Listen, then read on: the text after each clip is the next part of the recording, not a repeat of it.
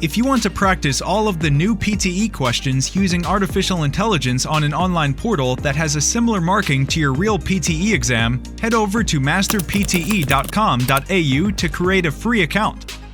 Here, you can practice all 4 sections separately and receive instant feedback for all of your speaking, writing, reading, and listening. You can also view and compare your answers with others who have already succeeded in achieving a high score. Download 9090 Band's template for speaking, writing, and listening. Take mock test, receive instant result, overall feedback, and in-depth analysis which helps you pinpoint exactly where you lose points. masterpte.com.au, the best PTE practice software in the world. The city of Rome is very special. The city grew in a fairly ad hoc way, as I mentioned. It wasn't planned all at once. It just grew up over time, beginning in the 8th century BC. Now this is interesting because what we know about the Romans is when they were left to own devices and they could build the city from scratch, they didn't let it grow in an ad hoc way. They structure it in a very methodical way. That was basically based on military strategy and military planning. The Romans couldn't have conquered the world without obviously having a masterful military enterprise, and everywhere they went on their various military campaigns, they would build camps, and those camps were always laid out in a very geometric plan along a grid, usually square or rectangular. So, when we begin to see the Romans building their ideal Roman city, they turn to that so-called castrum or military camp design.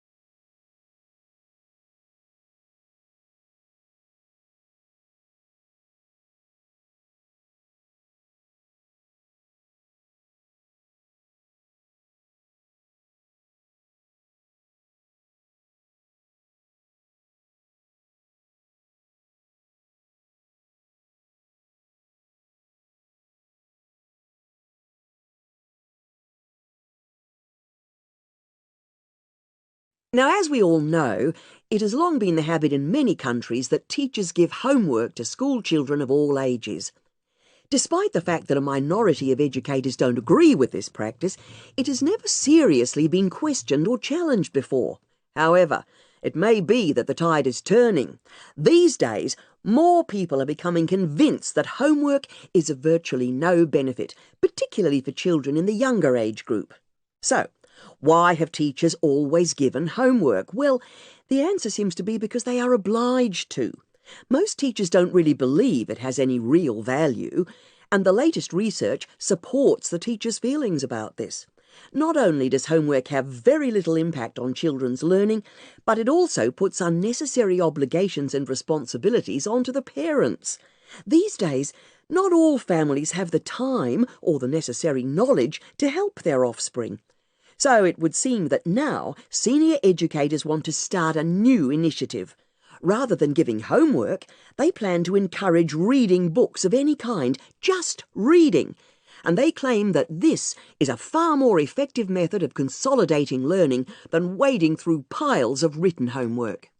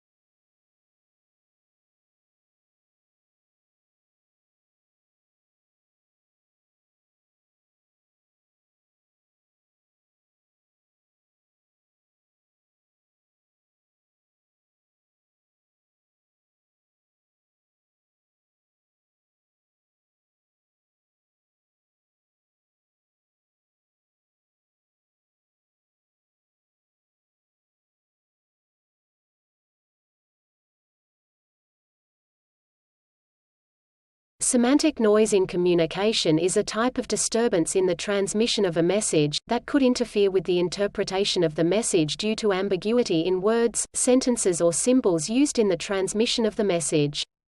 Let's take a step back for a moment to provide a larger framework that helps you understand the idea of semantic noise a bit easier. Communication is the process of transmitting information from one person to another. Information is a pattern of data organized in a particular way.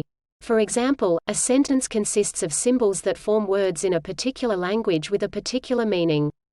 The sentence also utilizes grammar, which is a recognized way to structure words forming a sentence. Noise is any type of disturbance that interferes with the interpretation of the information. Some argue that noise exists in all communication. Semantic noise doesn't involve sound but rather ambiguity in words, sentences or other symbols used in communication. The ambiguity is caused because everybody sees a different meaning in the same words, phrases or sentences. The differences in interpretation can be quite small, even undetectable, in regular communication between people from the same culture, age, education and experience, or drastically different because of such things as culture, age or experience.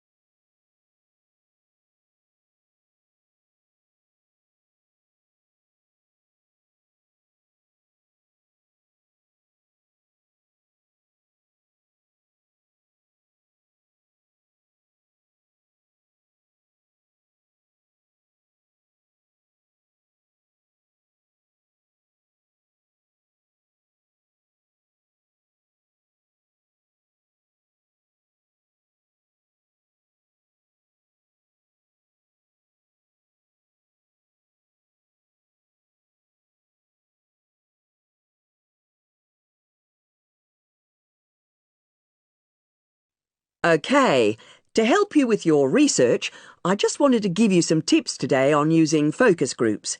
These are groups of people that you get together to find out about their opinions and attitudes, for example, to review a piece of work, or just basically provide some collective input to help you with whatever you're researching. First of all, how large should a focus group be? Well, I would say that an ideal number of participants is around 6 or 7. If it's any bigger, what quite often happens is they break into side conversations and the focus is lost. If it's any smaller, you may not get the range of views that you need to get a really good discussion. Secondly, it's important that you have a moderator for the group who's able to facilitate and guide the discussions. The moderator must ensure that everyone participates and stop anyone dominating. And also, the moderator needs to make sure that the discussions don't go off in the wrong direction. And thirdly, in order to help the group focus on what's required, some basic materials should be used, particularly to kick-start the discussions. This may be in the form of pictures, photos, diagrams, graphs, etc., and will help the group to understand the context of what needs to be discussed.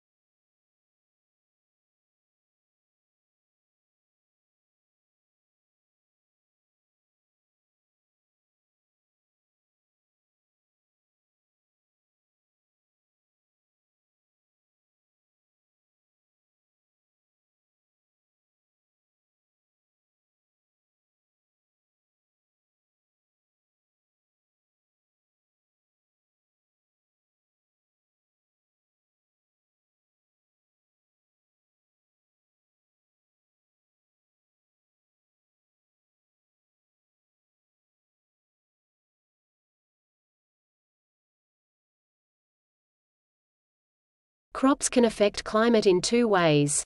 A substantial amount of land surface is used for agricultural production, so the use of land affects the climate.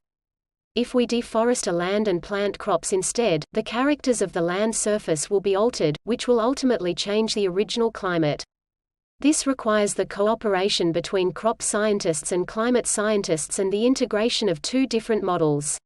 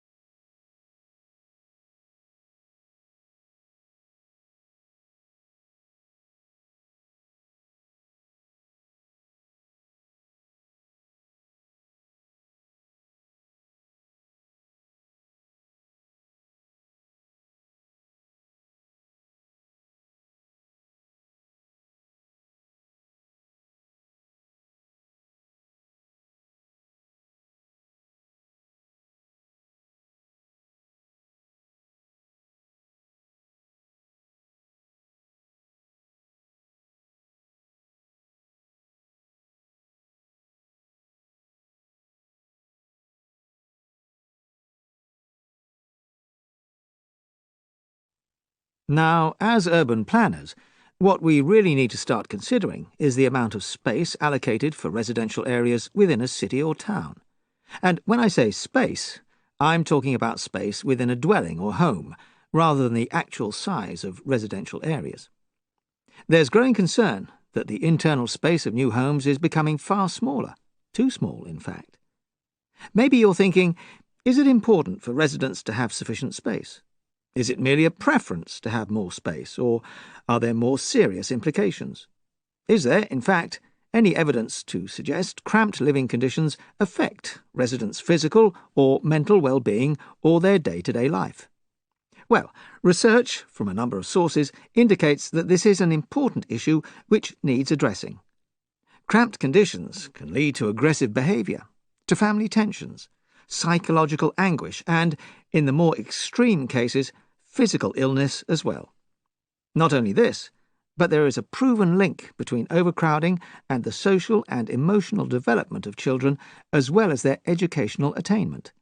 So, the main issue here is that residents require enough individual space to be able to live and function together, but with sufficient private space for personal time within the home.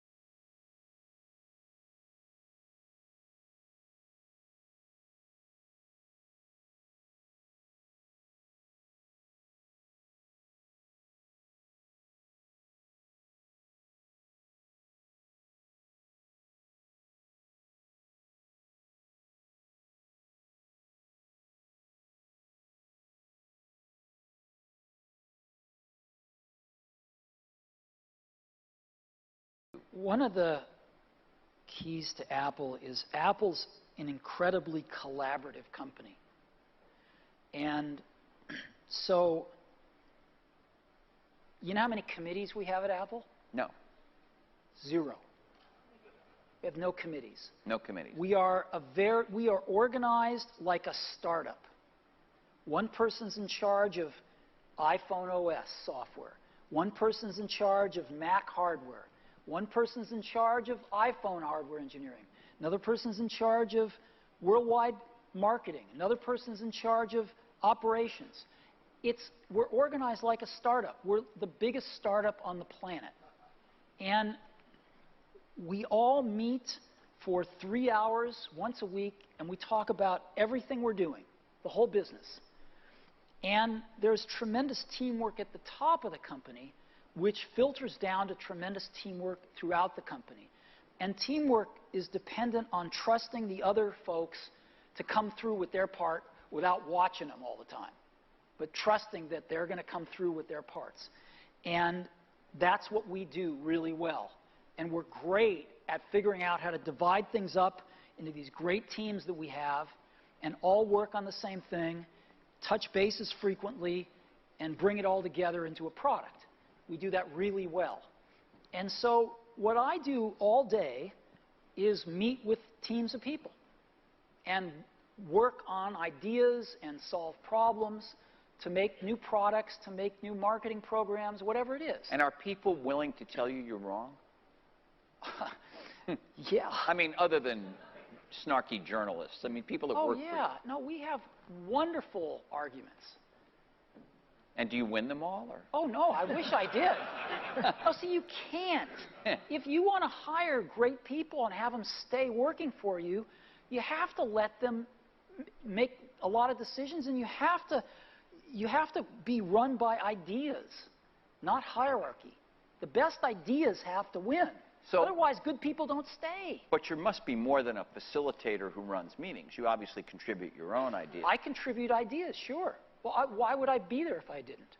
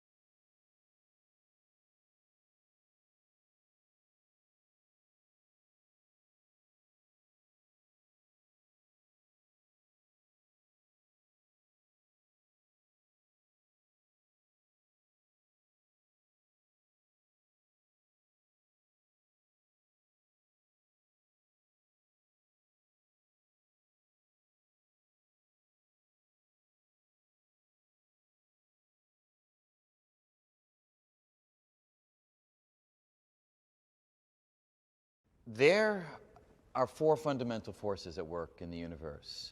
Some of them are very familiar from everyday life, some of them are not. So we all know about gravity. That's one of the four forces. It's what keeps us anchored to the surface of the Earth, keeps the Earth in orbit around the sun. There's another force that we're all very familiar with, which is the electromagnetic force. That's the force that is responsible for electricity, electric currents, for light, for the sun's light. That's the electromagnetic radiation coming from the sun to the Earth. There are two other forces, though, that are somewhat less familiar, and they're the nuclear forces. They are forces that are at work within the nuclei of atoms. One of those forces is called the strong nuclear force. That really is a force that binds protons to protons, binds the quarks inside of the protons and neutrons, keeping them from flying out. The other nuclear force is called the weak nuclear force. And that's a force that predominantly we know of because it's responsible for radioactivity, radioactive decay. So those four forces, strong nuclear force, weak nuclear force, electromagnetic force, and the gravitational force, those are the forces at work in the universe.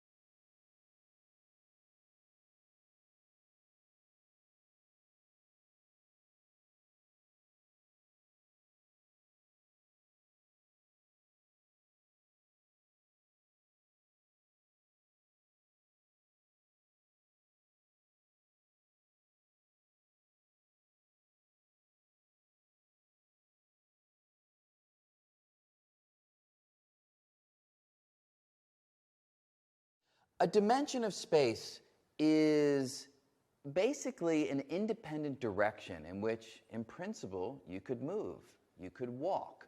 So when we talk about left-right, you can freely move left-right.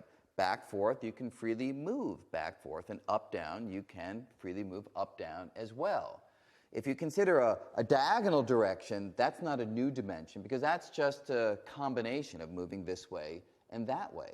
So when we talk about dimensions, we're talking about the independent directions in which you can move. Another way of thinking about dimensions, they are the data that needs to be specified in order to delineate where something takes place. So if you're having a dinner party, you give your friend a street, a cross street, and a floor number. 3 pieces of information to nail down a location in 3 dimensions of space. According to string theory, in reality, you need to give your friend more than just those 3 pieces of information. If you really want him or her to know where to go, you need to tell them coordinates, data that specifies where in the extra dimensions the dinner party is taking place too. But because the extra dimensions we think are so small, it doesn't matter to your friend whether they show up exactly at the right location in the extra dimensions or not, because things are not able to penetrate them in any meaningful way. But that's what a dimension would be. It's a piece of data necessary to delineate where something takes place.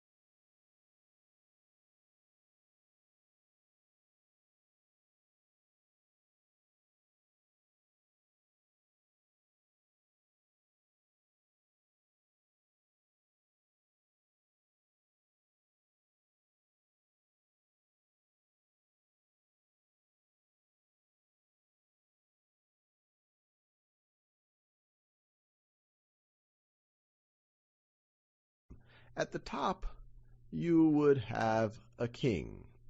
Now, the king would rule over a kingdom. Now, this is not so easy to govern, especially during the Middle Ages, and the king might owe many people things, especially people who helped the king come to power, helped him depose the previous king or to conquer this land. And so, in exchange for that, and to help govern, he might grant land or fiefs to other people.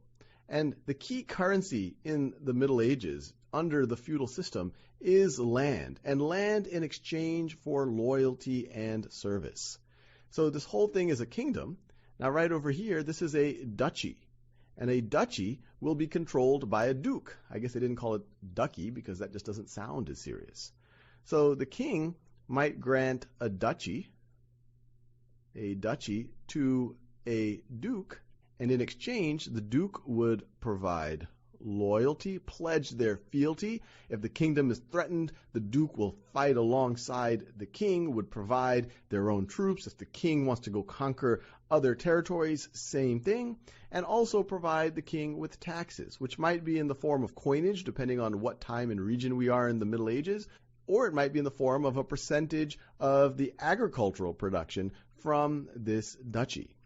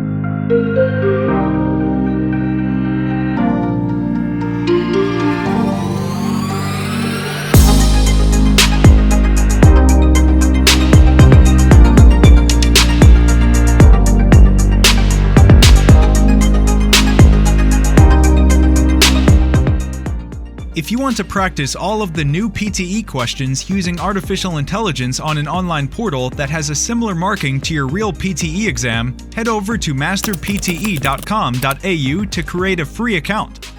Here, you can practice all 4 sections separately and receive instant feedback for all of your speaking, writing, reading, and listening. You can also view and compare your answers with others who have already succeeded in achieving a high score.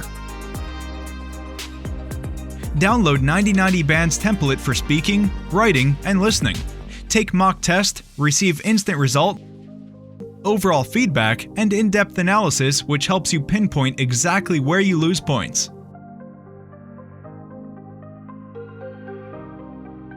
Masterpte.com.au, the best PTE practice software in the world.